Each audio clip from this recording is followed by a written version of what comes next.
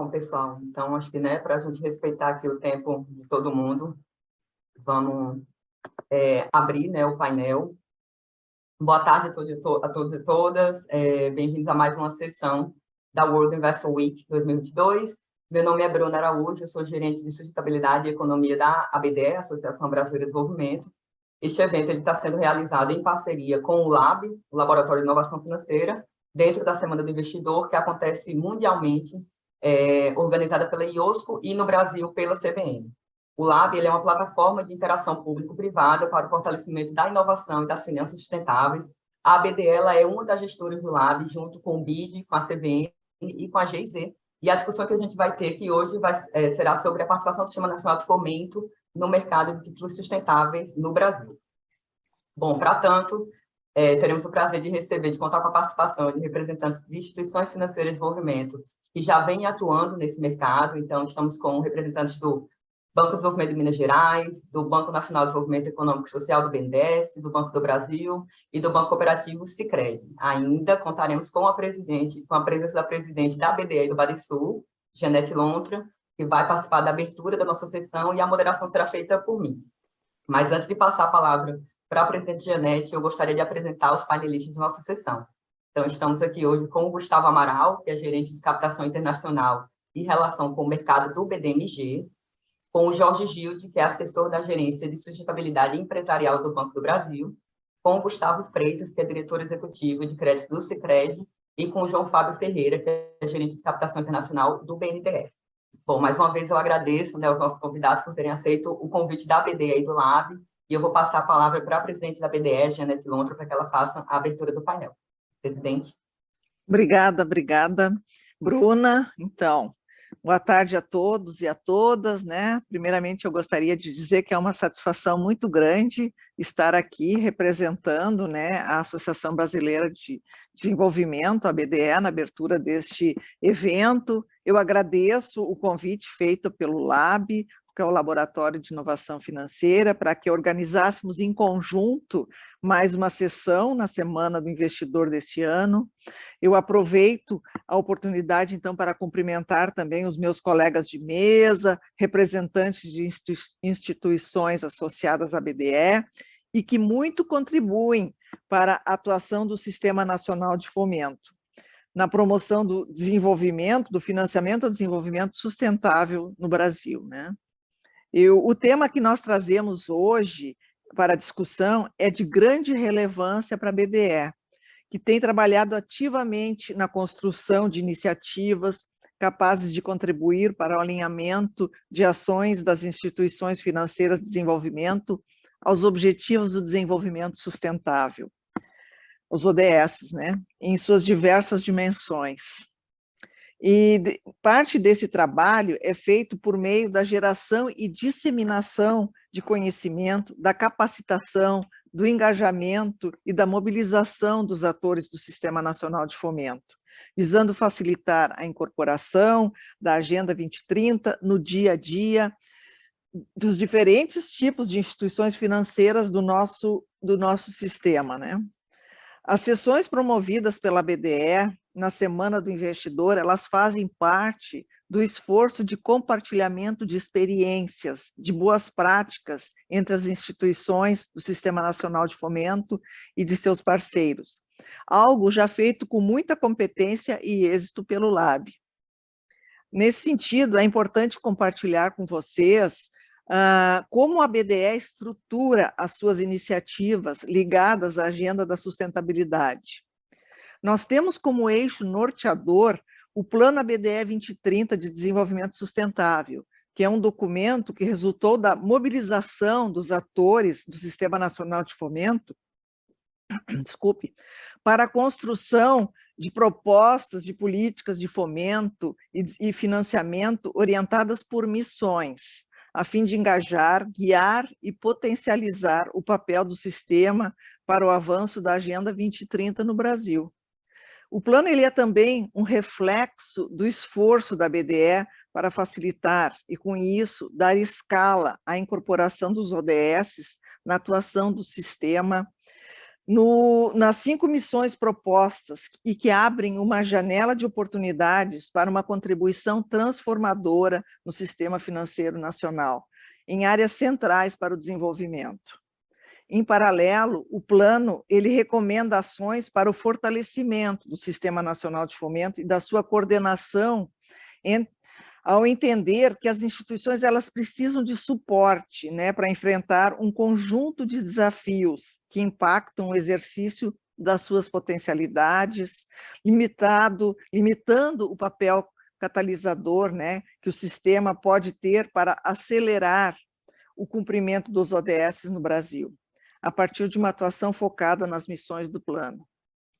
Como parte desse eixo de fortalecimento do sistema, como financiador do desenvolvimento sustentável, a BDE busca fomentar o debate sobre instrumentos inovadores de financiamento, entre eles os títulos sustentáveis verdes e sociais, que são temas do painel de hoje, né? Sabemos que a adoção de um modelo de desenvolvimento em bases sustentáveis, vocês desculpem, aqui o tempo está difícil, requer um grande volume de investimentos, né? Eu lembro aqui que um dos tópicos centrais discutidos na COP26 foi justamente o financiamento, né, necessário para viabilizar uma transição sustentável e os desafios de compartilhamento entre os países para alavancar e mobilizar recursos com esse objetivo. E, nesse sentido, o mercado de títulos sustentáveis ele tem se mostrado um aliado importante para o avanço da transição sustentável no Brasil e em outros países, ao possibilitar, por meio da captação de recursos, né, uma ampliação no montante de investimentos alocados em iniciativas que contribuem para o cumprimento dos ODS. Na América Latina, o Brasil é líder de títulos, na emissão de títulos verdes, um mercado que apresenta enorme potencial de crescimento, tendo em vista, né, as características do país, em especial a sua riqueza ambiental. O mandato e a missão das instituições financeiras de desenvolvimento faz do Sistema Nacional de Fomento um ator importante no desenvolvimento desse mercado no Brasil, contribuindo para aumentar o volume de recursos públicos e privados canalizados para projetos de desenvolvimento sustentável. Dessa forma, a sessão que teremos hoje, né, é uma oportunidade para que as instituições do sistema possam, e que atuam no mercado de títulos sustentáveis, né, elas troquem experiências sobre o contexto brasileiro de emissões sustentáveis, compartilhando oportunidades e desafios associados à entrada, à atuação de um mercado ainda em fase de amadurecimento e sobre o qual há muito interesse, né? Esperamos que o diálogo e a troca de experiências possam contribuir para a geração e a disseminação de conhecimento sobre a atuação das instituições do sistema nesse mercado, reduzindo barreiras à entrada e fomentando uma participação crescente do Sistema Nacional de Fomento na emissão de títulos sustentáveis e verdes. Eu agradeço a oportunidade, né, e desejo a todos uma ótima discussão. Tá? Eu vou pedir licença que eu vou ter que me ausentar, porque já surgiu um outro compromisso aqui, mas a Bruna, com certeza, vai estar à frente aí com vocês para que a gente possa ter essa discussão. Tá? Muito obrigada mesmo. Obrigada, presidente. É um prazer para a gente.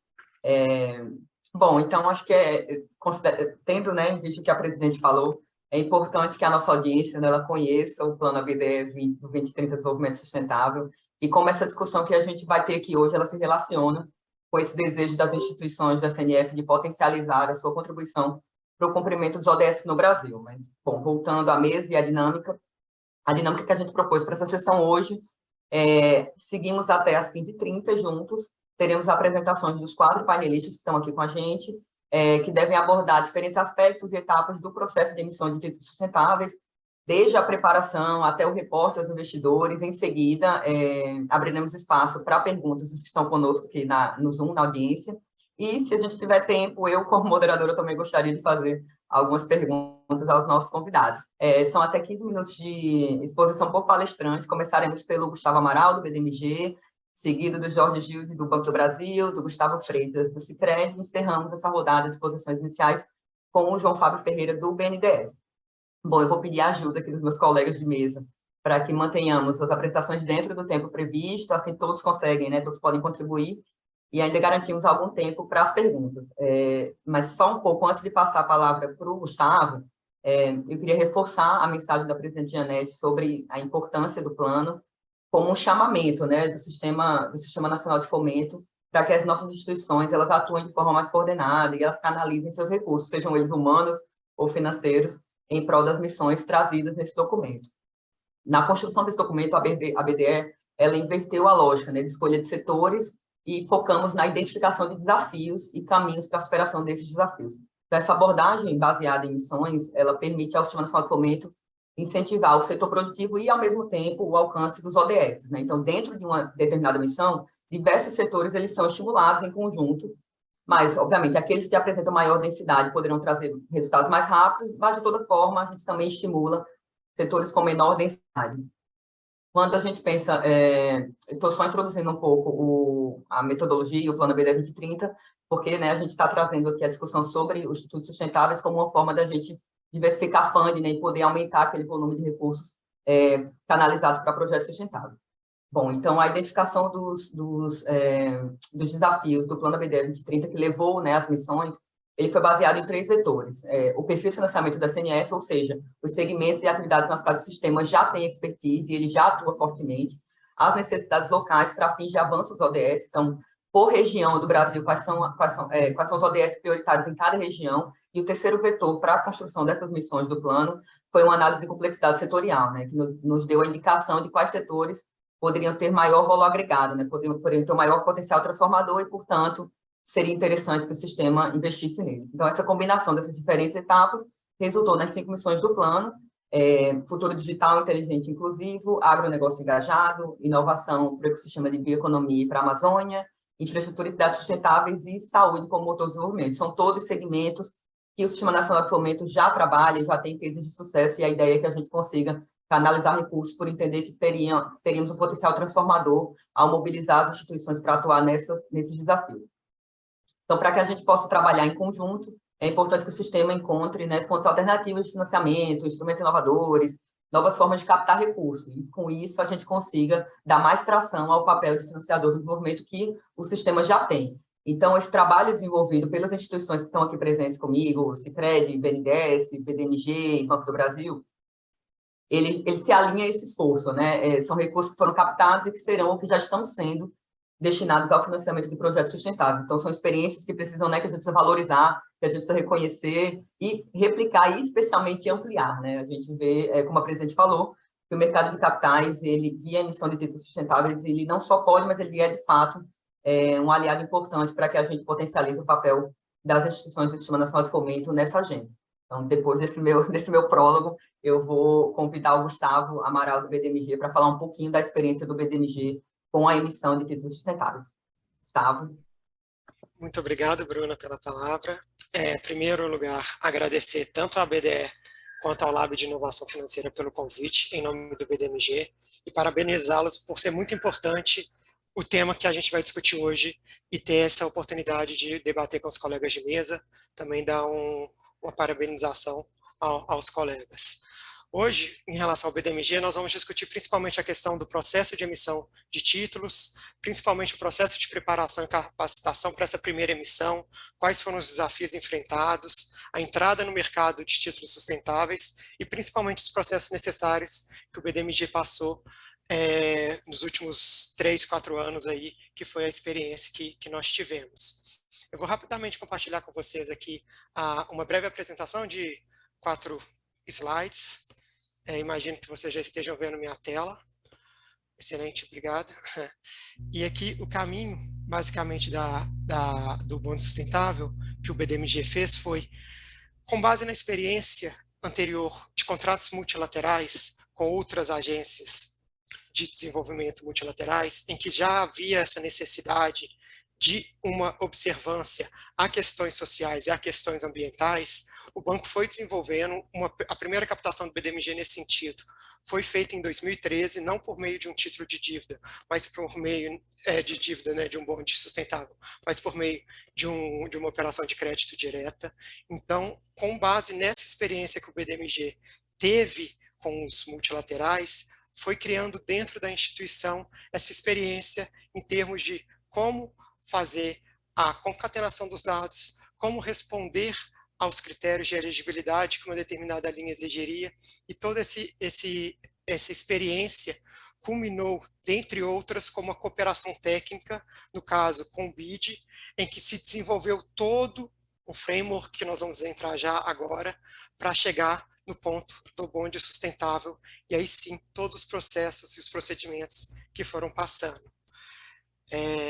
O primeiro ponto, que foi feito uma discussão muito importante interno, é trabalhar com a ideia de quais seriam os potenciais usos desses recursos a serem obtidos a partir da emissão de um título de dívida sustentável. Como eu poderia alocar dentro da minha carteira? Então, a primeira pergunta que é feita, né, como eu posso utilizar, com base na minha carteira atual e na minha carteira projetada, esses projetos potenciais para, no futuro, uma vez emitido o bonde sustentável, conseguir utilizar esses recursos, alocá-los em projetos, em operações de crédito elegíveis. É a primeira pergunta, como fazer esse recurso e, em seguida, como mensurar esse impacto, já que, de uma vez em que eu também trabalho com a ideia de que determinados projetos vão ser elegíveis, seriam esses projetos capazes também de gerarem dados suficientes para eu gerar e para eu mensurar o impacto? Então, são as primeiras perguntas iniciais que surgem antes mesmo desse processo de emissão de um título de dívida. Em seguida, sempre se perguntam, perfeito, qual vai ser a governança que o banco vai ter nos termos de seleção dessas operações de crédito, desses projetos? Então, responder essas perguntas são importantes. E aí, no caso, foi discutido a criação de um comitê ou não de sustentabilidade específico para a seleção desses potenciais projetos, se o comitê de crédito ou não trabalharia com essa avaliação, se seria uma decisão a depender do tamanho do projeto, até a nível de diretoria, por exemplo. Então, toda essa capacidade de seleção dos projetos de forma em que se observe os princípios para uma emissão de título também foram discutidas. Em seguida, como poderia a instituição trabalhar com a gestão desses recursos internamente? De que forma seria a instituição financeira, no caso o BDMG, capaz de fazer o track, né, de fazer o acompanhamento, uma vez que o recurso entra por meio da emissão desse título sustentável dentro do caixa do banco? Seria o banco capaz de fazer o acompanhamento desse recurso? Porque um dos principais desafios é manter a característica verde social antes do desembolso dos projetos, antes do desembolso para o beneficiário final, mantendo essa importância. Então, era outra pergunta a ser respondida antes mesmo de começar o procedimento. E, por último, teria o banco, a instituição financeira, a capacidade de fazer a gestão dos dados e, principalmente, fazer a mensuração, seja de impacto, seja da alocação, de uma forma eficiente, de forma que, quando fosse serem feitos os reportes, né, os pontos de demonstração de transparência para o investidor final, o banco conseguisse transmitir com qualidade essa informação? Então, os primeiros pontos desse processo de emissão de título sustentável, ao menos na experiência do BDMG, foi trabalhar com a resposta a essas perguntas. E, a partir disso, o banco estruturou-se, por meio de uma cooperação técnica, no caso com o BID, o desenvolvimento do processo de framework, que é o primeiro, vamos dizer, quase como se fosse o segundo estágio desse processo de emissão de título sustentável. Ou seja, o primeiro momento foi fazer essa avaliação interna do nível de maturidade da instituição para responder a esses 4 princípios de emissão de um título sustentável. Um segundo ponto foi fazer propriamente dito a avaliação, a revisão dessa carteira do BDMG, de modo que se identificasse o potencial, tanto passado quanto a carteira prospectiva, de alocação desses recursos em operações, em projetos verdes e ou sociais, e por isso a característica sustentável no alinhamento dos dois.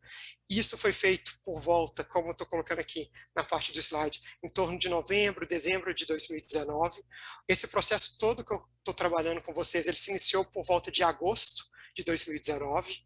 E em novembro, dezembro, foi feita essa avaliação, e entre janeiro e março de 2020, por meio dessa cooperação técnica do BID, foi feito o framework, foi desenvolvido esse framework sustentável para definir com claridade e com transparência exatamente como responder a cada uma dessas 4 perguntas que eu coloquei aqui. Como seriam o uso dos recursos, quais os critérios de elegibilidade seriam adotados, como seria feita a seleção desses projetos e qual seria o nível de governança interna, como seria feita a gestão desses recursos uma vez obtidos internamente ao banco, e quarto, como seriam feito o reporte desses relatórios ao investidor final. Então, feito esse movimento do desenvolvimento do framework, que foi um trabalho muito intensivo, feito principalmente pelas áreas de planejamento e financeiras do BDMG, identificou-se essas potenciais linhas que seriam aderentes aos Objetivos de Desenvolvimento Sustentável. Finalizado o framework, entre janeiro e março, obteve-se junto a Sustainalytics, o Second Party Opinion, que é um outro ponto, um outro princípio muito importante dentro do processo de emissão de títulos, que é uma revisão externa de todo esse framework elaborado com base no suporte que o BDMG teve. E, a partir desse momento, o BDMG estava apto a emitir esse título de dívida sustentável. Ou seja, passou-se primeiro por uma maturidade interna do procedimento, segundo, já um objetivo claro, um produto. O framework de título sustentável foi elaborado e foi publicado em maio de 2020 pelo BDMG, já tendo-se passado, em maio de 2020, por essa avaliação de segunda opinião, para validar todo esse framework, e isso permitiu que o banco avançasse na sua emissão do título. Então, aqui são mais 2 slides rapidamente, só demonstra-se como foi feito esse trabalho interno de alinhar as categorias sociais e ambientais que o BDMG tinha como experiência, já dos seus projetos anteriores, e os futuros prospectivos que tinham como visão. Então, a carteira foi toda classificada conforme um alinhamento ou social e ou ambiental, ou seja, toda operação de crédito ou teria uma classificação ambiental ou social ou nula, né, no caso de não ser aderente a nenhum desses critérios, mas haveria uma classificação, de forma que seria possível fazer esse acompanhamento para o que os colegas de mesa vão debater com maior profundidade no decorrer. E aqui é só um exemplo para verificar os níveis que foram feitos dentro do BDMG para chegar a esse nível de detalhamento e de capacidade de avaliação dos impactos. Então, primeiro momento, todas as operações de crédito sendo classificadas conforme a taxonomia ODS, nesse primeiro enquadramento ambiental ou social, ou, em alguns casos, em ambos. Depois, as categorias aí das 17, dos 17 ODS, o banco selecionou 13 em que ele teria capacidade de atuar, e depois foi atuando com subcategorias, os projetos, até chegar nos indicadores para cada projeto, para cada subcategoria, e aí sim conseguir trabalhar com esse processo, isso tudo desenvolvido ainda no âmbito do framework, para caminhar. Então, como foi colocado em maio, junho, o BDMG lança esse framework, e em dezembro do mesmo ano, em 2020, ele conclui essa primeira emissão, que foi para um investidor único, no caso o BID Invest, o braço de investimentos do BID, em que foi colocado um valor de um título sustentável de 50 milhões de dólares, com registro no DTC dos Estados Unidos, ou seja, é um título em âmbito privado, mas com uma natureza ainda de divulgação de característica pública. E aqui, para eu finalizar para vocês, que eu vejo como importante aqui para tentar o tempo, uma vez finalizado o framework, os procedimentos adotados foram até rápidos com a nossa contraparte investidora, no caso do BID Invest. Em outubro, depois de discussões iniciais, uma vez que ele foi finalizado o framework em torno de maio, junho de 2020, em outubro, após as discussões iniciais, foi feito um mandato aprovado ao BID Invest para conduzir essa análise da estruturação desse financiamento de título de dívida. Entre outubro e novembro de 2020, foi feita uma due diligence intensiva no banco, observadas todas as questões de critérios de conhecer seu cliente e também exatamente as condições financeiras do banco, já que existe um risco de crédito de cifra associado. Foram assinados os termos de compromissos já ao final de 2020 e em dezembro foi concluída essa primeira emissão e foi colocado o recurso, né, dentro do BDMG para fazer a alocação dos créditos. Como colocado para vocês, foram 50 milhões que já foram totalmente alocados nos últimos anos. Então, a ideia aqui foi trabalhar com vocês, são 15 minutos, a gente fica aberto para perguntas e tem nosso contato ao final, para quem tiver dúvida, poder enviar um contato posterior a esse painel, que é uma forma de trabalhar e de contribuir aí com as discussões. Só finalizando, um ponto muito interessante que eu vejo é utilizar os recursos que já estão disponíveis de informações na internet. Por exemplo, o ICMA, que é uma associação de mercado de capitais, ela tem um material muito interessante para ser acessado para quem ainda está num nível inicial de maturidade quanto à emissão de títulos e tende a ajudar muito para o desenvolvimento desse mercado. Obrigado, Bruna, pela palavra, e eu finalizo aqui minha apresentação. Gustavo, você foi maravilhoso. 12 minutos, ainda sobrou tempo, ainda posso eu perguntar, não sei se eu devo, porque eu guardo minhas perguntas para o final. Mas só aproveitando que a gente tem um minutinho aqui, eu queria, parabenizar o trabalho do BDMG. A gente, na BDE, a gente é muito próximo do BDMG e a gente usa muito essa experiência também para poder ajudar os associados da instituição. Eu vi que você comentou que foram dentro de 17 ODS, vocês conseguiram selecionar 13, que seriam os ODS que o BDMG teria, talvez, mais condições, ou estão mais alinhados ao mandato do BDMG. Você tem um resuminho de como foi feita essa seleção, Gustavo? Como vocês conseguiram excluir alguns ODS? Que é isso, né? Eles são todos muito interligados, né? Então, imagino que a tarefa não é muito simples de você fazer essa seleção. Não, sem dúvida. O trabalho, Bruna, ele foi feito em 2 etapas, vamos dizer, basicamente. A primeira etapa, quando do desenvolvimento do framework, utilizou-se a carteira atual de clientes do BDMG. Então, um grupo de analistas do banco, junto com gestores, junto com o grupo dos consultores externos responsáveis pelo framework, fizeram essa classificação vinculadas e identificou-se que tanto na carteira atual do BDMG quanto na carteira prospectiva, os ODS que seriam mais aderentes seriam esses 13. Então, foi uma exclusão por classificação anterior. Uma vez que eles não foram classificados, nada impede que, num posterior momento, o banco revise esse framework, já que projetos e carteiras de crédito possam vir a ser ampliados, dependendo do mandato ou da estratégia do BDMG. Então, foi dessa forma que foi feita a seleção dos 13 ODS, tá? Uma revisão técnica, com base na carteira atual, a época e prospectiva. Maravilha, Gustavo. Obrigada. Bom, então eu não vou atrasar muito os demais, eu vou passar... Bom, agradecer ao Gustavo novamente e passar a palavra para o Jorge Gilde, do Banco do Brasil, para falar um pouquinho também da experiência do banco com a emissão de títulos sustentáveis. Jorge, a palavra está com você. Boa tarde a todos.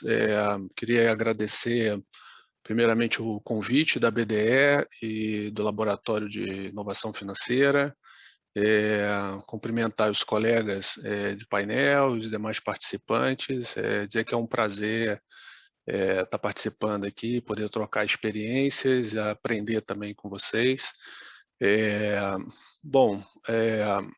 Falar um pouquinho, né? Eu trabalho aqui na área de sustentabilidade corporativa do banco, onde uma das atribuições foi o desenvolvimento aí do framework de finanças sustentáveis do banco, que também, a exemplo aí da fala do Gustavo, contou com a cooperação técnica, né, com o BID, participação da Cital e hoje NINT, né? Então, destacar aí a importância da cooperação técnica, né, para que a gente alcance os resultados, né, as ambições que a gente tem em relação ao desenvolvimento sustentável, né? Eu também tenho apoiado aqui, além de ter participado do processo de desenvolvimento do framework, eu tenho apoiado também nas diligências, né, toda operação, seja ela de empréstimo, seja ela de dívida, ela é composta por um processo, por uma parte de diligência socioambiental, né, que os investidores, e aí tem os non-deal roadshows, ou os roadshows especificamente, ou as diligências dos multilaterais, por exemplo, com os quais a gente também tem realizado algumas operações. Então, assim, eu vou compartilhar aqui uma tela para ajudar aqui na nossa conversa. Acho que vai ficar essa apresentação, um pouco mais, com algumas informações mais corporativas, mas eu acho que a gente pode trabalhar em cima dessa aqui para ficar um pouco mais, para a gente entender um pouco do framework de finanças do Banco do Brasil. Eu queria falar um pouco, que me foi solicitado aqui, que eu falasse um pouco dos critérios, né, do processo de critérios, critérios de seleção e elegibilidade, da estruturação e do processo de avaliação também da elegibilidade e os indicadores de resultado. Né? Então, assim, acho que a explanação do Gustavo foi muito perfeita, né? Ele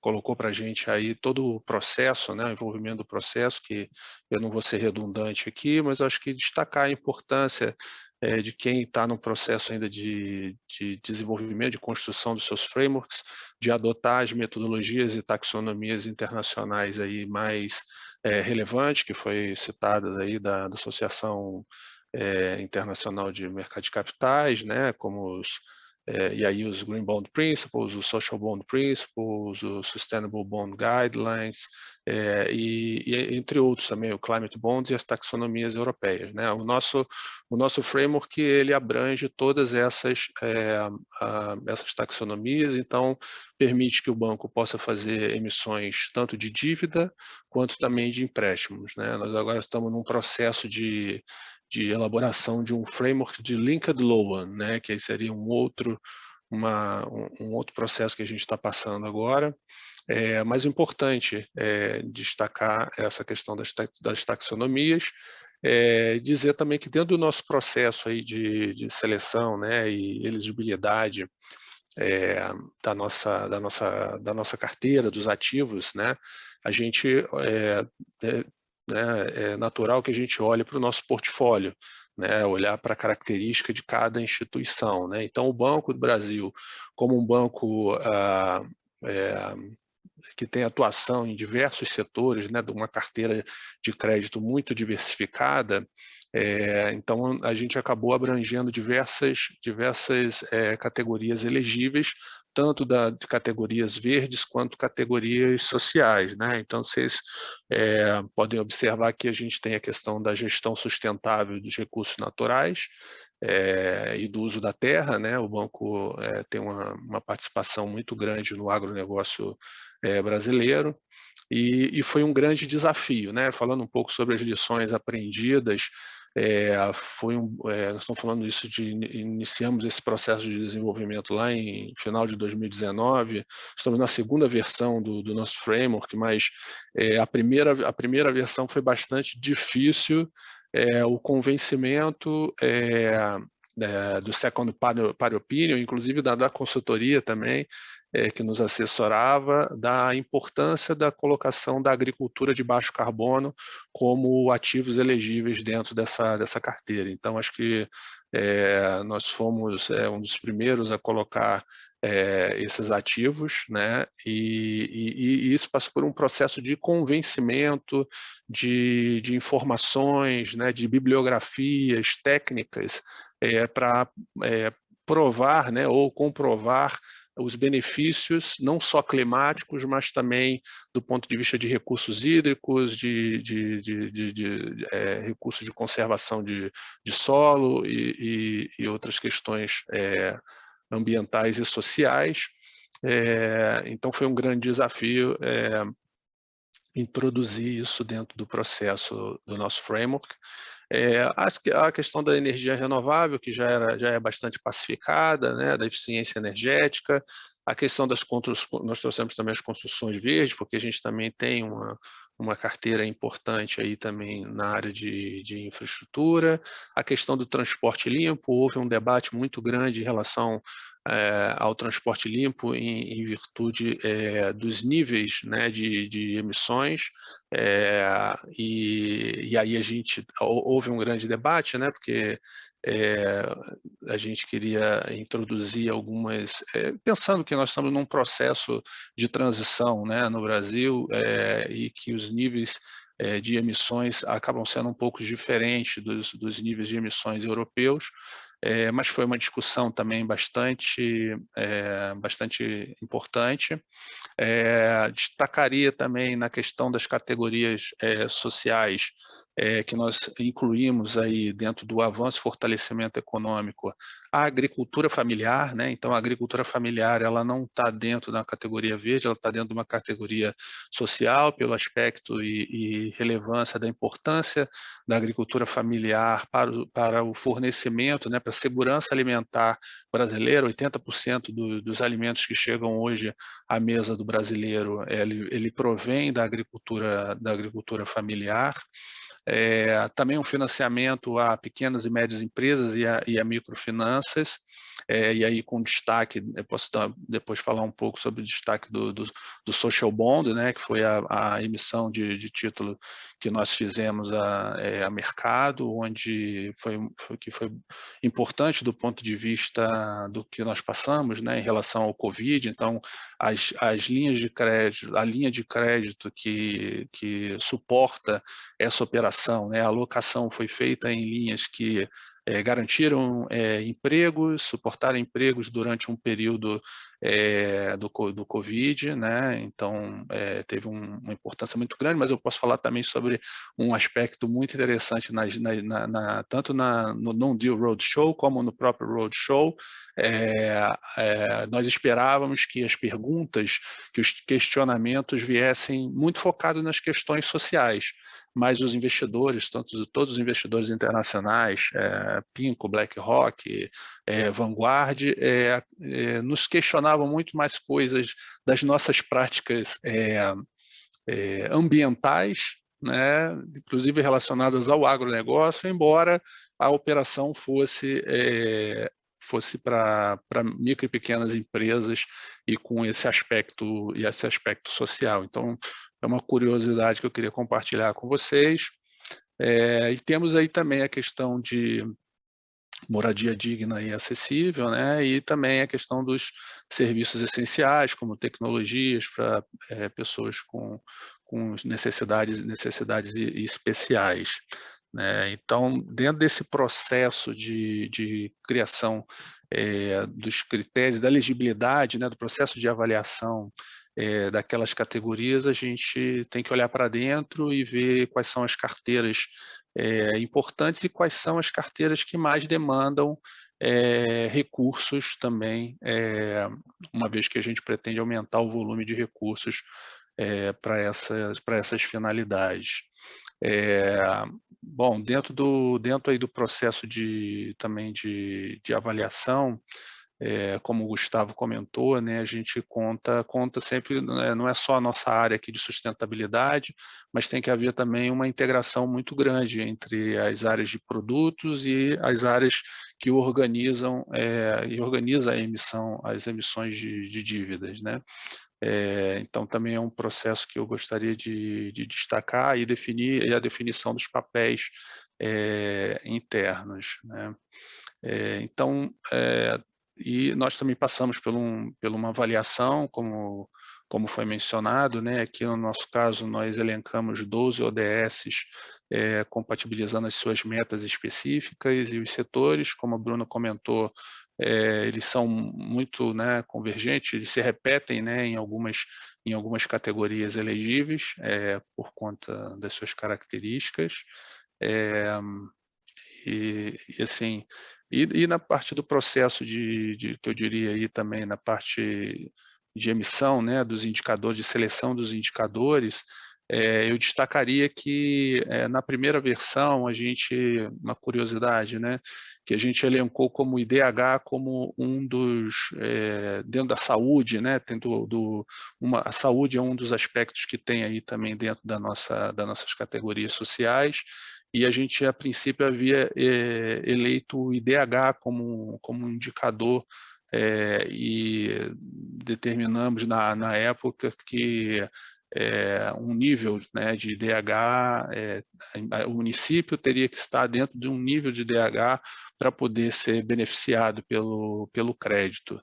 E depois nós observamos que o IDH talvez não fosse um indicador muito bom para esse tipo de questão, porque a gente vê cidades com IDH altíssimo, né, considerados altos, principalmente as capitais, mas as capitais no Nordeste, capitais no Norte, mas a gente viu, pôde viver, né, a questão do Covid também, e ver que o caos, né, que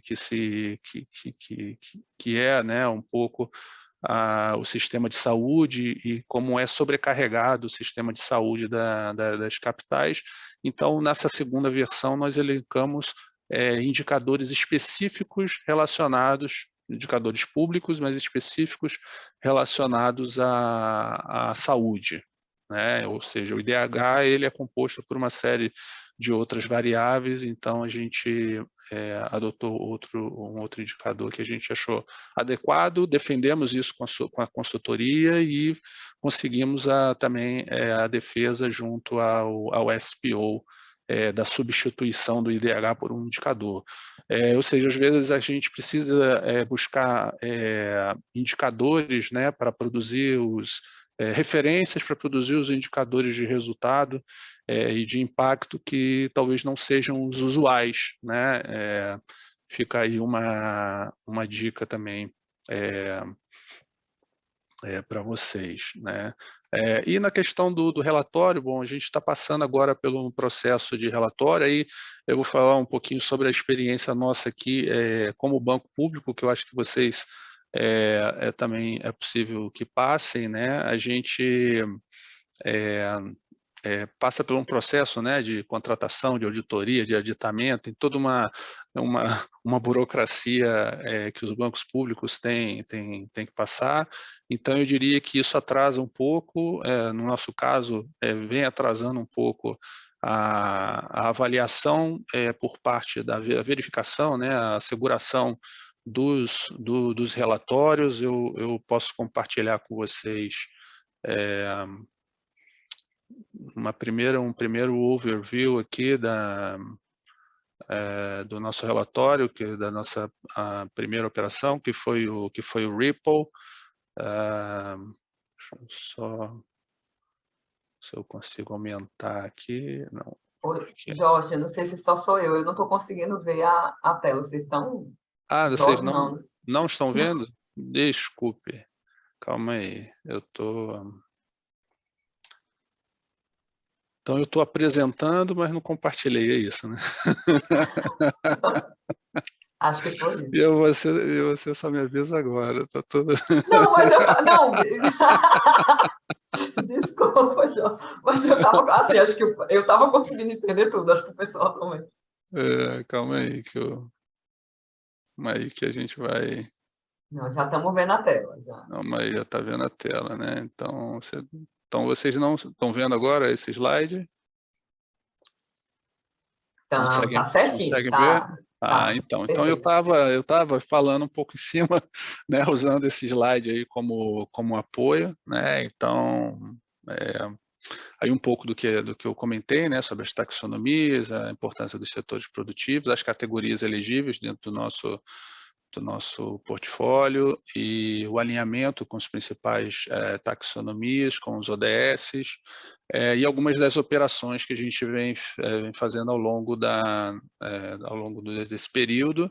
E aí eu estava comentando agora, por último, sobre a questão do relatório, né? E nós, como banco público, enfrentamos sempre uma certa dificuldade no processo de contratação, de aditamento, enfim, vocês já conhecem de cor. Então, o relatório já está pronto, né, da primeira operação, que foi um Ripple sustentável, foi a primeira operação da América Latina junto com o PNB Paribas, onde contou com portfólio de energia renovável para micro e pequenas empresas, e também operações da agricultura familiar, né, do Pronaf, Então, é importante que se no relatório, né, tenha destaque, ele acaba sendo dividido em duas partes, né, uma parte voltada para a alocação dos recursos, né, para demonstrar se o recurso foi alocado dentro do prazo, se está parcial, né, pro rata, você pode tirar uma pro rata, algumas instituições fazem um consolidado, né, das emissões anuais. Esse aqui é de uma operação específica. E aí o relatório de impacto, né, onde nós apresentamos uma distribuição regional dessa aplicação, tanto do ponto de vista ambiental e social.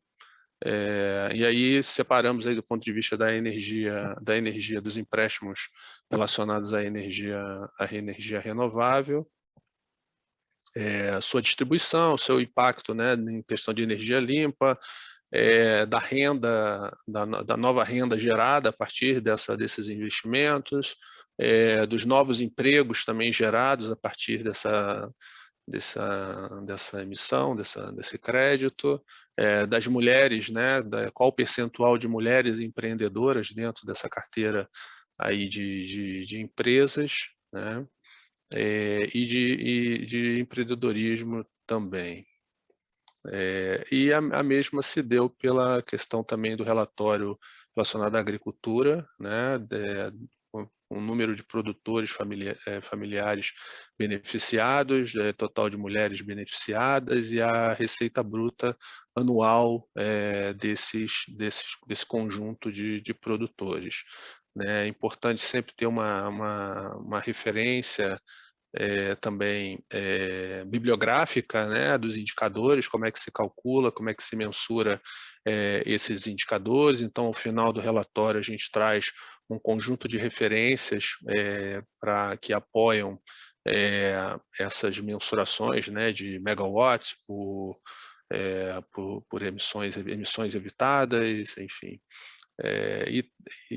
Basicamente esse é o nosso relatório. Como eu comentei, está atrasado, né, por conta dessas questões burocráticas de contratação, licitação, então eu recomendo que o quanto isso não foi por falta, não foi por delay da nossa parte, mas essa negociação com as empresas de auditoria e do próprio processo interno, ela é demorada. Então, eu sugiro que o quanto antes for iniciado, é melhor, né? Deixa eu ver aqui. Opa, e agora? É só descompartilhar. Aí. Pause share. Ok? Eu ainda estou vendo a tela. Tipo, não sei se os demais estão vendo também. E agora? Como é que eu... Peraí. Eu acho que tem como o pessoal do Lab descompartilhar. Aí. Ah, não, pronto. Deu Oi. certo. Deu certo. Desculpa. Perfeito, Jorge. Não, que isso. E desculpa Então... eu não ter comentado antes da tela. A gente estava entendendo tão bem que eu achei que você estava falando sem estar com a tela junto. Tá certo. Então, assim, estou à disposição, vocês né, vão ter um período aí, uma parte de dúvidas também, estou à disposição. Maravilha, Jorge, obrigada. Eu anotei aqui umas dúvidas, mas vou deixar para o final para a gente poder cumprir o tempo com os demais. Bom, e agora eu queria passar a palavra para o Gustavo Freitas, do Sicredi, para falar um pouquinho, né, Gustavo, da relação com os investidores, como é que a gente faz o recurso chegar até a ponta, que tipo de projeto, né, pode ser financiado, e trazer a experiência do Sicredi na emissão que vocês fizeram. Então, a palavra é sua. Obrigada, Gustavo. Perfeito. Obrigado, Bruna e a BDE, Lab, pelo convite, pela oportunidade. Agradecer também aí aos colegas de mesa, né, de debate. Muito bacana estar aqui, poder falar desse tema tão relevante para a gente, né, para o Sicredi, para o Brasil, de uma forma geral. Vocês estão vendo no slide no fundo? Já compartilhei? Legal. Enfim, eu queria mostrar, eu preparei poucos slides para vocês aqui, de um jeito bastante dinâmico. Acho que o Gustavo abordou muito bem algumas, eu vou chamar de regras do jogo, né, esses desafios, e o Jorge mostrou aí a larga experiência, eu acho que o próprio BB já tem nessas emissões. Eu vou contar um pouquinho do que o Sicredi, enfim, do que a gente passou para conseguir avançar, acho que nesse meio. Depois a gente vai ter a oportunidade de debater também. Bom, para quem não conhece, a gente sempre só conta rapidamente, né? O Sicredi é um sistema cooperativo que esse ano completa 120 anos, então tem uma longa história. Isso conta bastante nesse processo de emissão como um todo, eu já vou contar para vocês o porquê, né? Hoje, enfim, esse sistema é composto por 108 cooperativas, são mais de 6 milhões de associados. A gente está falando aqui de uma carteira de crédito de quase 160 bi. E aí, para sustentar essa carteira de crédito ao longo do tempo, você sempre precisa buscar fontes alternativas, boas fontes, né? E, enfim, eu acho que essa é uma das razões pelas quais a gente aposta muito e trabalha bastante vinculado às ODS também, né? Buscando recursos sustentáveis de forma geral, e aí é disso que eu acho que é o nosso principal pauta aqui hoje. Quando eu falo em 120 anos nessa carteira, acho que o Gustavo comentou rapidamente, né?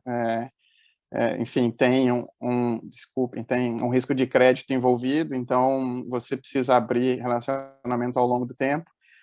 Esses são os nossos ratings atuais, mas o que eu queria comentar que talvez nessa página de ratings é dizer que a gente começou o processo de emissão de ratings há mais de, enfim, tem quase 15 anos, né, para um sistema cooperativo, que faz parte desse grupo de instituições de fomento.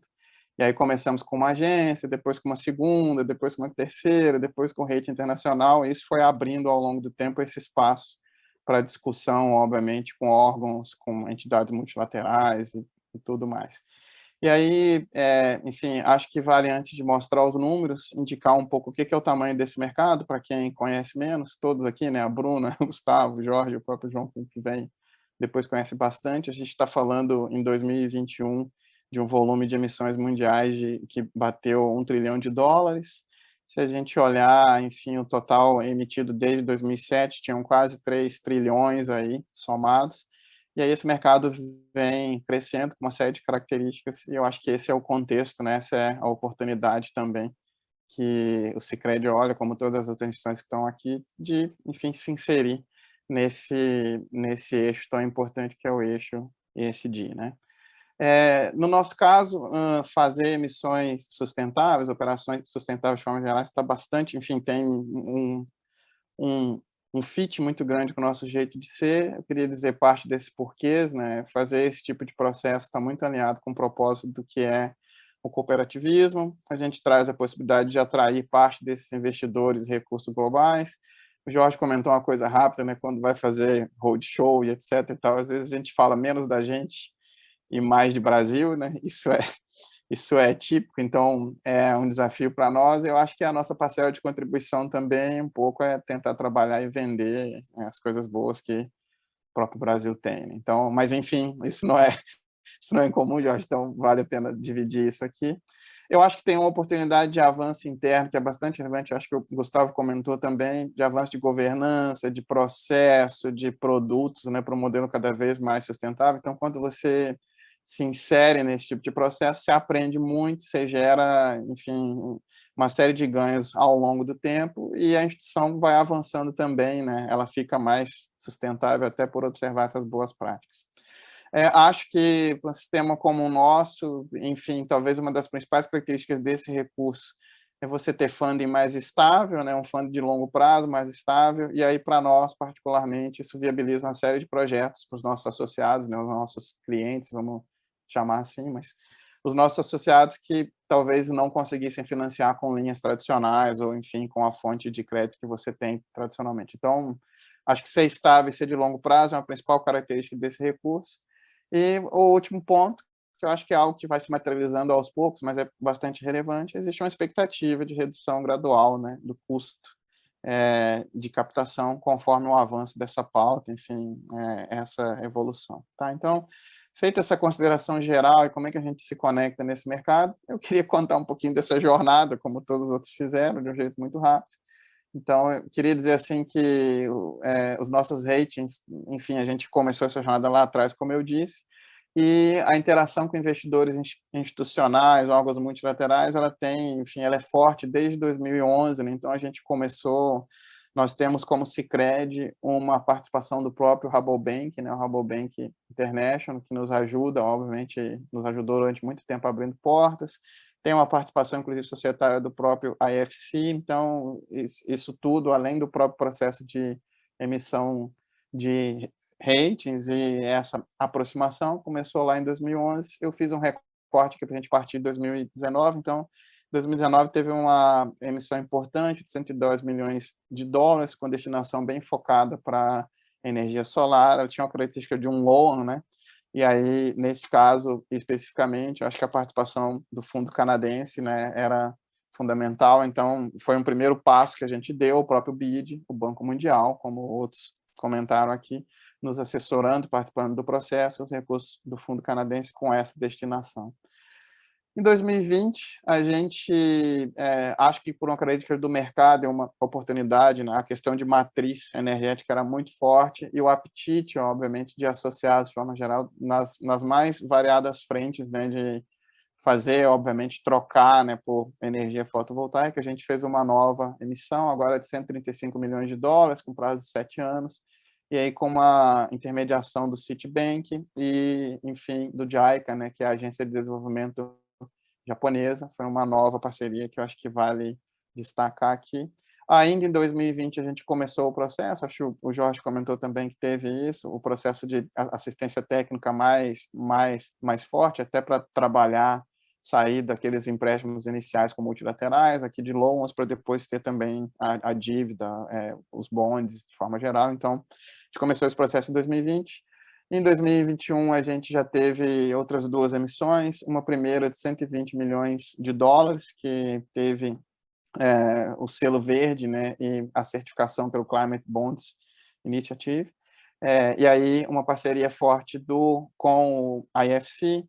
Logo depois, isso foi em maio, mais para o final do ano, a gente teve uma nova linha, e aí a gente saindo daquele lado verde, entrando no lado social, a gente fez uma linha para mulheres empreendedoras, e como isso chega na ponta, mais uma captação com vínculo social, né?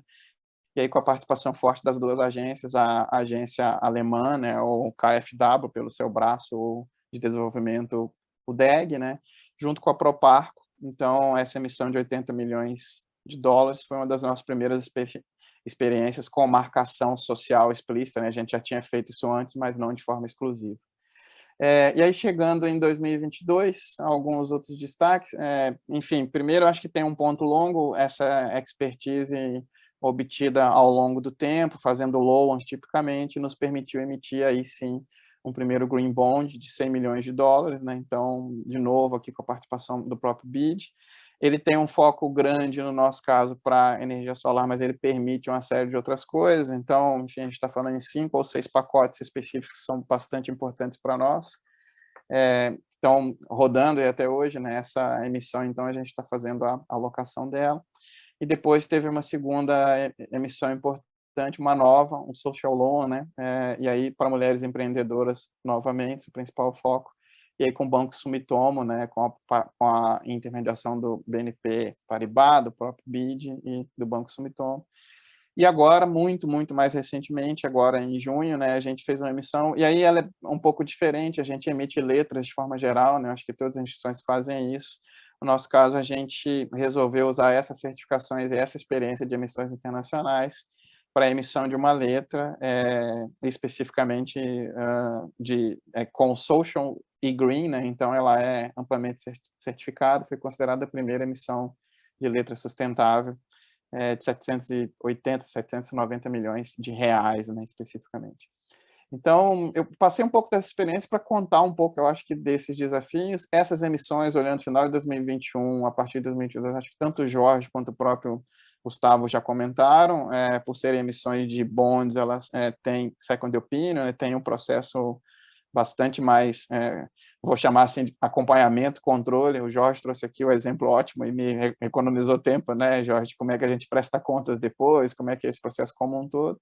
a gente também tem essas duas emissões que se enquadram nesse tipo. As emissões anteriores também tinham uma espécie de prestação de conta, você cumpre covenants, você tem que alocar isso ao longo do tempo, com determinadas regras, eu acho que o Gustavo abordou bem também, mas a ideia aqui é que, além de fazer isso tudo, você precisa seguir todos os padrões internacionais, publicar em prazos, enfim, estabelecidos, e aí com isso você vai abrindo mercado. Esse processo como um todo, e aqui é o meu último slide, depois eu posso falar um pouquinho até sem sustentação deles, e economizar até um tempo, para a gente ter um bom tempo de debate depois, Bruno. Mas, enfim, eles nos permitiram hoje, a gente tem 2 frameworks específicos rodando, né? Então, o primeiro framework para Green Bonds, que tem desde novembro de 2021, com certificação, padrão, etc. E é isso que talvez mude um pouco, eu vou brincar que muda um pouco a regra do jogo, né? Se antes enfim, o fato de ter um framework, quando você conversa com uma instituição internacional, quando você faz esse tipo de emissão, você já tem um padrão, você já tem algo a ser seguido, então isso facilita muito o fluxo, né? A gente costuma brincar aqui internamente que esse não é um processo simples, né? Negociações se iniciam em determinada data e às vezes você leva 2 anos, 3 anos negociando uma determinada emissão até que ela se materialize. E em 2022, agora mais recente, a gente aprovou também o framework para finanças sustentáveis, né? E aí, nesse framework inclui, acho que o Jorge comentou bastante também, a parte de social, e aí tem muita coisa envolvida, incluindo, como o Jorge também trouxe, operações para agricultura familiar, para agricultura de baixo carbono, que a primeira não necessariamente permitia, né? A primeira estava muito focada em energia, eficiência energética, resfriamento, enfim, e outras coisas que envolvessem grande eficiência energética.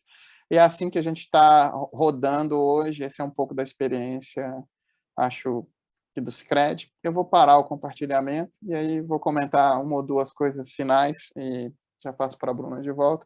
Acho que um primeiro ponto que os colegas comentaram também, enfim, quando a gente construiu a nossa primeira, sei lá, a primeira captação com multilateral com cumprimento de covenants, eu posso dizer com muita tranquilidade que, embora haja o envolvimento dos times de produtos, negócios, operações, etc., isso quase sempre da primeira vez é mais difícil, né? Porque você conversar sobre, entender o que são as necessidades e os requisitos a serem cumpridos, você faz a reunião, acha que está tudo bem, vai em frente, depois você, enfim, trabalha bastante correndo atrás de como é que você vai cumprir aquilo tudo. Então, isso eu estou falando há 11, 12 anos atrás, né? E aí, quando você vai aderindo, trabalhando, adotando frameworks, padrões, etc., o que acontece também do ponto de vista interno das instituições, eu acho que isso é uma contribuição importante a dar aqui para todo mundo que está nos ouvindo, é que aquele processo de aprendizado que eu comentei lá atrás envolve isso também, né, das áreas agora entenderem e terem alta conexão com o que está sendo feito e, enfim, levantarem a mão, inclusive, para dizer o tipo de dificuldade que terão caso uma alocação de um tipo A ou B, etc., aconteça ao longo do tempo, e isso entra como alguma coisa legítima na própria negociação. Então, não é incomum você adotar padrões de emissão em que você combina, olha, para essa fase inicial, os 4, 5 primeiros meses, eu estou usando uma carteira que já existe, a partir do 6º mês eu vou começar com uma geração nova, enfim, eu vou conseguir expandir bastante nisso, que é o alvo principal de vocês. Por exemplo, se o alvo for climático, se for green, etc. e tal, você consegue negociar isso melhor, porque o processo está mais azeitado, né? Talvez esse seja o ponto mais relevante aqui desse processo. O segundo é em que talvez a primeira emissão seja mais difícil, a segunda seja um pouquinho mais fácil. Agora, quando o processo vai rodando, acontecendo, fluindo, o que acontece é que quando as outras instituições, né, quando novas instituições internacionais procuram, ou quando você vai para esse mercado aberto e faz uma emissão pública, efetivamente você já tem uma marca, você tem ratings, você tem um nome, você tem um desempenho, e aí esse desempenho tende a facilitar ao longo do tempo. Obviamente, se o cenário econômico, o cenário macro, de forma geral, ajudar, né? Então, enfim, isso é bom para todas as instituições. Quem adere a isso talvez tenha uma corrida com barreiras no início, mas depois essa corrida melhora, você pega desempenho e as coisas fluem ao longo do tempo. Tá? Então, acho que essas são duas mensagens importantes que eu queria passar aqui, até para estimular os participantes, quem está muito interessado nisso. No finalzinho, eu acho que logo ali na frente a gente volta e pode debater perguntas ou pontos específicos, tá bom? Bruna, está contigo. Maravilha, Gustavo. Obrigada. Bom, pessoal, consciente do tempo, eu já vou passar para o João para a gente poder ter um finalzinho ali e fazer uma ou duas perguntas para vocês.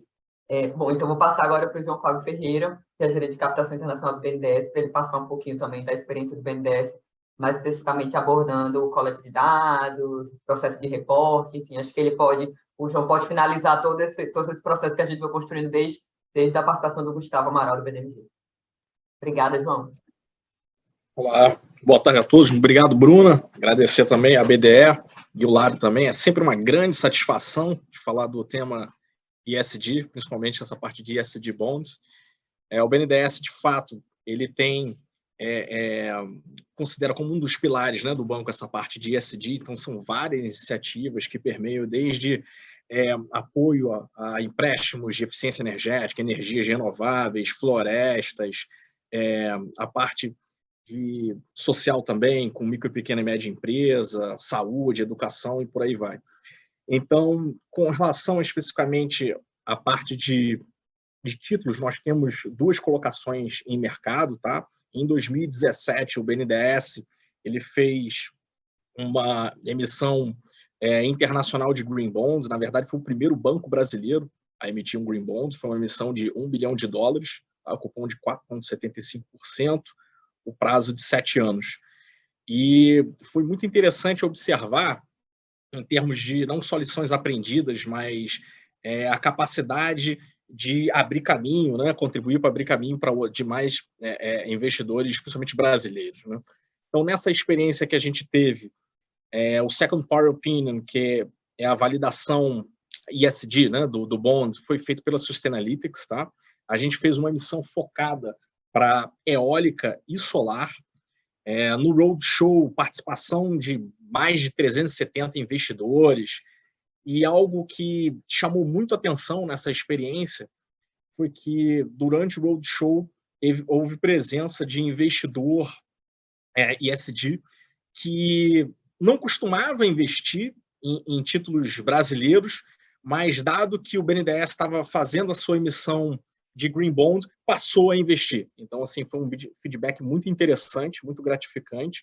O título é listado na Bolsa Verde de Luxemburgo, então isso daí também ajuda na receptividade no que tange investidores. E em 2018, né, que até acho que é uma das principais colocações aqui da apresentação, em 2018 a gente lançou o nosso Green Bond Annual Report dessa emissão, que foi 100% alocada nos projetos de eólica e solar já no próprio 1 ano. Tá? E a gente ganhou um prêmio da ONU, inclusive, desse Green Bond Annual Report, que é o que eu vou apresentar mais à frente para dar mais uma cor aqui na apresentação de hoje. Então, na sequência, em 2020, a gente utilizando o mesmo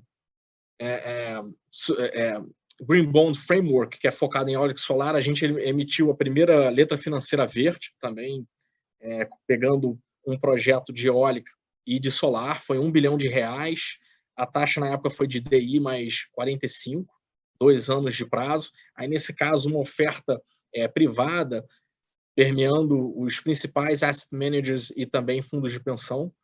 E foi muito importante na parte de educação, que é claro que a gente entende que o Brasil ele não tem o mesmo nível de participação em termos de bolso de investidores e até mesmo em termos de número de fundos ESG aqui, comparado ao mercado internacional. Obviamente, o mercado internacional está bastante à frente, mas eu queria ressaltar que, na minha visão, está bastante rápido o ritmo que o mercado brasileiro vem tentando alcançar, tá? Não só no âmbito internacional, principalmente para títulos de Sustainability Linked Bonds, que em 2021 houve um alto nível de emissões de brasileiros, mas também na própria parte de ESG em geral. Tá?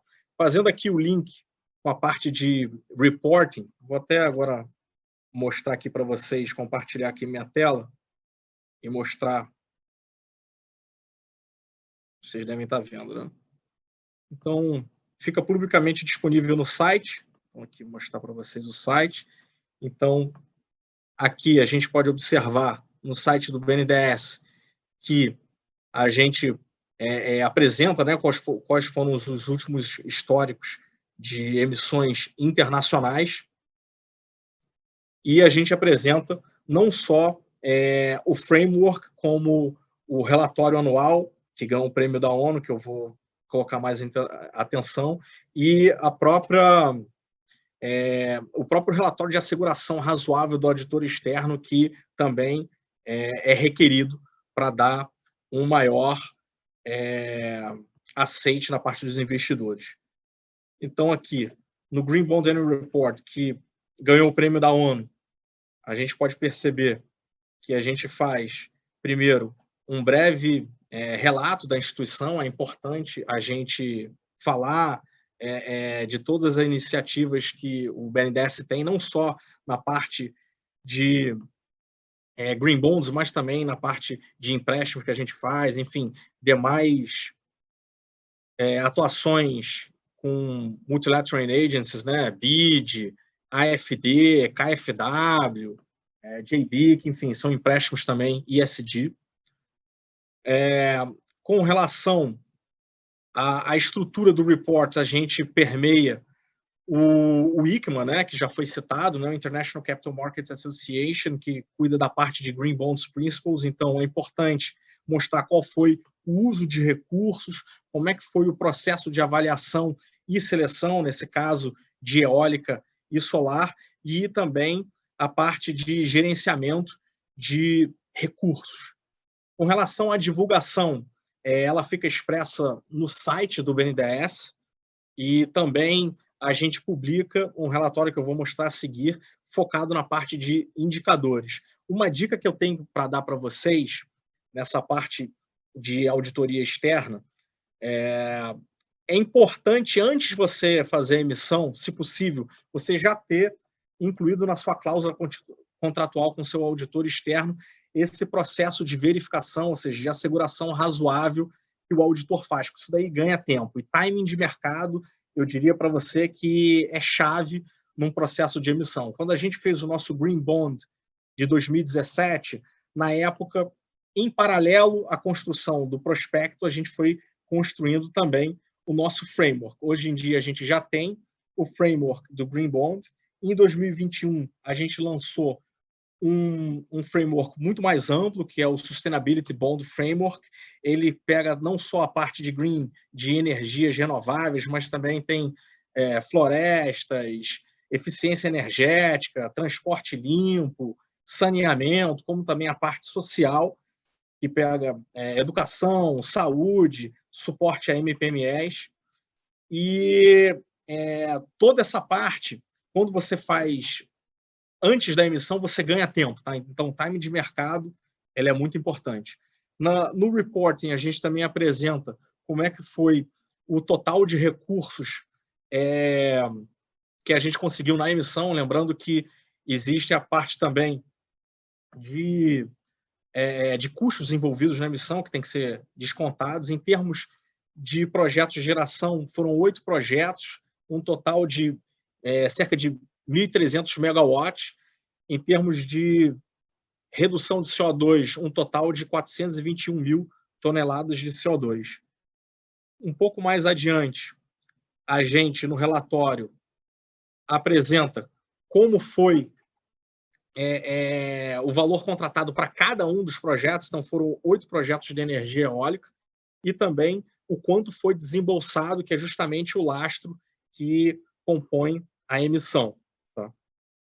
Em termos de apresentação de projeto, para cada projeto, a gente tem o cuidado de informar quantas famílias foram beneficiadas com a energia entregue, e também a gente apresenta a capacidade instalada de cada parque eólico, o local, e também a quantidade de CO2 que foi naturalmente reduzido com esse processo. Agora, pegando o relatório anual que a gente mostra sobre indicadores, A gente constantemente coloca no nosso site, ano por ano, tá? O quanto o projeto vem evoluindo em termos de geração de energia elétrica, que é um dos indicadores, e redução de CO2. Então, com a parte de RI, é importante sempre manter o investidor atualizado, tá, com essas informações. Hoje em dia, a gente, inclusive, tem uma unidade de RI dedicada a isso, então, que ganha maior tração também para futuras emissões. Acho que vale ressaltar, em termos de desafios para quem for fazer uma emissão, que é importante você já ter uma política socioambiental robusta, tá? Isso daí foi importante para a emissão do BNDES, dado que o longo track record que a gente tem em diversos níveis. Também, assim, aconselho ter uma interação entre as áreas. Para a gente, quando a gente emitiu o nosso primeiro Green Bond, foi muito importante porque diferentes áreas que nunca tinham atuado antes com a parte de ESG e outras áreas que, por exemplo, de legal, né, a parte do jurídico. Então, tivemos também a oportunidade de conhecer os projetos, enfim, a interação ela foi muito rica. Em termos de tracking de projetos, é importante você ter já uma TI estabelecida para você marcar aqueles projetos com determinado tipo de lastro. Por exemplo, para o Green Bond de 2017, o sistema tem que estar preparado para marcar a utilização de lastro para aquele Green Bond, né? Uma determinada eólica, um determinado projeto solar, ele não pode ter overlap com, por exemplo, um empréstimo com um multilateral também SD, ou então com uma letra financeira verde. Então, é importante o sistema estar preparado para isso. Second party opinion e auditoria externa, para fins não só de reporting, mas também para fins de execução do bond, são muito importantes. Então, são feitos processos muito diligentes, muito detalhados, em que a instituição também tem que estar preparada. Enfim, acho que eu tentei dar aqui um overview de como é o reporting, mostrando na prática os relatórios e, enfim, como que o investidor ele acaba tendo acesso a esse tipo de informação, colocando sempre de forma... Para aqui o compartilhamento. Colocando sempre de forma bastante transparente as questões ESG do BNDES, não só da parte de bonds, mas também de outros setores. Maravilha, João. Super obrigada. Realmente, né, na prática, literalmente na prática, né, seguindo aí um guia dos relatórios. Muito bom, muito bom. Pessoal, a gente tem mais 10 minutinhos. A gente tem uma pergunta no chat. Bom, a pergunta ela é geral, né? Então, acho que a gente pode usar os 10 minutinhos para escutar um pouquinho de vocês sobre a pergunta que a gente recebeu do colega. Eu vou só ler aqui para vocês. Gostei muito da pergunta, inclusive, foi do Gustavo. Só um minuto, gente. Bom, o Gustavo perguntou aqui para a gente. É possível abordar questões como prazos e taxas das emissões desses instrumentos sustentáveis no mercado de capitais? Por serem operações de mercado sem incentivos extras, como isenção tributária, como os painelistas veem a atratividade desses recursos para a formação de carteira ativa de bancos de fomento, que habitualmente operam com funding, que, ao menos em grande parte, ele é incentivado. Essa é a pergunta do Gustavo, colega do BRDE. Então, eu vou passar aqui, se algum de vocês quiser comentar. João? Achei excelente a pergunta, até para ganhar atração aqui. De fato, quando a gente emitiu o nosso Green Bond em 2017, a gente viu esse interesse, tá? Então, lembrando que 2017 é um pouco mais para trás, então estava um pouco mais no início, principalmente o acesso de emissores brasileiros no mercado internacional ESG. Então, é difícil você quantificar exatamente, tá? É chamado de greening, que é justamente essa maior atratividade que tem para o emissor na hora de emitir, se beneficiando desse maior apetite verde, tá? Mas, de fato, o nosso livro de ordens ele ganhou mais tração com os investidores verdes, e quando a gente, durante o leilão, apertou mais as rodadas, ou seja, deixando mais atrativo na qualidade do emissor, ou seja, baixando o yield, a gente sentiu os investidores verdes bastante resilientes e mantendo a ordem nos books. Então, em termos de precificação, algo da ordem talvez de 5 basis points, que é mais do que suficiente para pagar os custos de second party opinion, enfim, e demais custos verdes. Então, a gente viu, sim, esse maior apetite. Obrigada, João. Vou passar aqui para o Jorge agora. Corroborar aí com a fala do João, né, houve também no nosso caso aqui, um aumento do apetite, né, de investidores. A gente viu no caso do Social, que o banco, que o título a princípio foi negociado no risco Banco do Brasil, né, mas que posteriormente no secundário ele acabou sendo negociado num risco soberano, né. Então também houve essa observação que a gente teve. E eu trago aqui também uma discussão, né, em relação, como o colega da pergunta BRDE, né, comentou, em relação à questão dos créditos subsidiados que nós temos aqui dentro, né? Então, hoje a gente, nas captações externas, nós atuamos na visão de balanço, né? Então, as captações externas, até porque se nós formos fazer o hedge, né, a proteção do recurso, esse recurso acaba ficando mais caro e não competitivo em relação ao crédito subsidiado, somente na agricultura, né? Um dos títulos que nós emitimos foi aqui, né? A LCA Verde foi nacional, então já não teria a questão do efeito hedge de preço, mas as captações internacionais a gente tem visto isso. E destacar também as operações de empréstimo com os multilaterais, né? Que elas têm aí um benefício do ponto de vista de custo, né? Nós fizemos operação aí com a FD, KfW, também uma negociação com o Banco Mundial, vários multilaterais, e as operações de fato são mais atrativas, o recurso é mais atrativo em termos de preço e de custo, tá? Obrigado. Obrigada, Jorge. Vou passar para o Gustavo agora. BDMG. Obrigado, Bruno, novamente. Muito interessante a pergunta do Gustavo e principalmente também escutar aí o João Fábio e o Jorge falando, porque o BDMG tem uma característica bem diferente, tanto de porte, quanto de uma atuação estritamente local, em termos do estado de Minas Gerais, o que difere talvez um pouco a nossa experiência em termos de prazo e desse greening que o João Fábio falou. Prazo, sim, Gustavo, do ponto de vista do BRDE, que talvez seja um banco mais parecido com o BDMG em termos de tamanho, de estrutura e de restrição de atuação, mas em termos de taxa em específico, a experiência do BDMG não se identificou esse greening de 5 basis points, como o João Fábio colocou, que pagaria, né, todos esses custos, ou parte dos custos de emissão, mas por outro lado, o que se viu foi que, pelo menos nessa primeira emissão, a visualização por parte de investidores, seja para uma nova emissão de um título sustentável, ou mesmo para uma nova captação via empréstimos, via loans, com outros organismos multilaterais, dá uma robustez em termos de governança, em termos de preparação da instituição.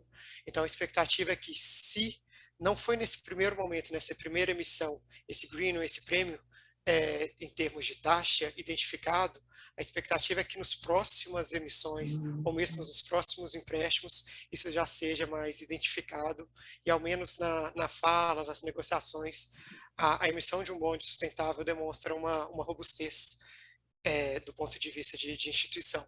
Então, só compartilhando um pouco essa diferença vou falar de perspectiva, em termos do BDMG com as palavras aí do Banco do Brasil e do BNDES. Maravilha, Gustavo, obrigada. Bom, pessoal, não, muito interessante a pergunta do Gustavo do BRD, acho que trouxe aqui uma discussão interessante para a gente. A gente tem 3 minutinhos ainda antes de encerrar o painel. Eu vou perguntar se o Gustavo do Sicredi ele quer, né, fazer alguma consideração final, porque aí todos participam e aí a gente pode encerrar o painel. Não, enfim, minhas considerações finais, eu não quis comentar a pergunta, porque até ao longo do fluxo eu disse, né, eu acho que para nós também prazo é bastante relevante, e cada emissão que é feita acaba tendo algum tipo de prêmio adicional, mas é claro que do ponto de vista de varejo, lá na ponta para certos projetos, tem alguns projetos que você não consegue competir com recurso subsidiado, né, então tem que ter uma estratégia diferente, tem que ter um olhar mais amplo, né, até de complementação de recursos.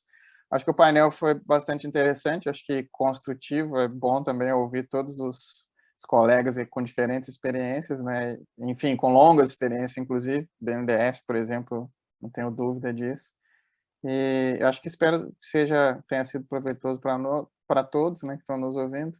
Para nós, pelo menos, foi muito bom. Eu queria agradecer mais uma vez, dizer que momento bem importante, eu acho que essa semana, né, esse painel, mas essa semana também dedicada ao tema, não só no Brasil, mas no fluxo internacional, inclusive, né, com patrocínio do LEB, enfim, aqui, tudo traduzido nesse foco.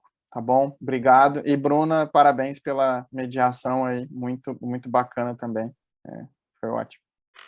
Obrigada, Gustavo. Bom, pessoal, temos, né, 2 minutinhos. Eu queria só aproveitar para agradecer vocês, Gustavo Amaral, BDMG, Gustavo Freitas, Cicred, João Fábio Ferreira, BNDES, Jorge Gil, do Banco do Brasil. Eu, particularmente, aprendi muito. Acho que os colegas que estão aqui com a gente também aprenderam. Esse é um tema, apesar de vocês já estarem envolvidos nesse tema há algum tempo, esse tema ele é muito novo ainda para muitos dos atores aqui do Sistema Nacional de Fomento. Então, quanto mais a gente consegue, né, gerar conhecimento, troca de experiências na prática de quem de fato já fez, eu acho que para o sistema, o efeito de sinalização ele é sempre muito poderoso, né? Quando você traz um exemplo na prática, seja com, né, o sucesso ou eventualmente os percalços no meio do caminho, é importante para que os outros também, né, se animem a fazer, né, e vejam o que é possível. Então, obrigada mais uma vez vocês, obrigada ao Lab também por ter aberto esse espaço para a gente na Semana do Investidor, a CVM, né, que é quem está organizando aqui no Brasil a semana. Bom, e é isso, pessoal. Eu recomendo aqui, vou colocar no chat o link para o Plano ABDE 2030 de Desenvolvimento Sustentável. Eu acho que a gente pode casar essa discussão toda aqui dos fluxos da captação de recursos com as missões que a gente está propondo no plano e que a gente quer trazer o sistema mais para perto, poder compartilhar e poder canalizar os recursos para ela. E a gente fica à disposição na BDE para todos vocês. Muito obrigada, Olá, muito obrigada aos palestrantes. Uma boa tarde a todos. Obrigado, Bruna. Obrigado a todos. Grande abraço. Tchau, pessoal. Obrigado, Tudo um abraço. bom.